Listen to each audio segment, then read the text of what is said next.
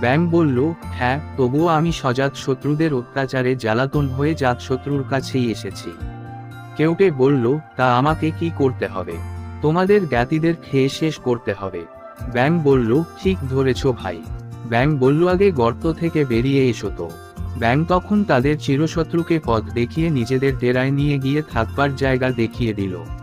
তারপর ব্যাঙটা একে একে তার শত্রুদের দেখিয়ে তাদের সর্বনাশ করল। এইভাবে সেই ব্যাঙ ছাড়া সমস্ত ব্যাঙ পেটে যাওয়ার পর কেউটে বলল, ওহে, সব তো শেষ, এখন আমি আর কি খাবো? এদিকে যে বড় খিদে পেয়েছে। ব্যাঙ তখন মনে মনে এক ফন্দি এঁটে বলল, বন্ধু, আমি তো রয়েছি, তোমার কোনো চিন্তা নেই। আমি এখনই বাইরে গিয়ে অন্যান্য ব্যাঙদের ভুলিয়ে ভালিয়ে এখানে নিয়ে আসছি।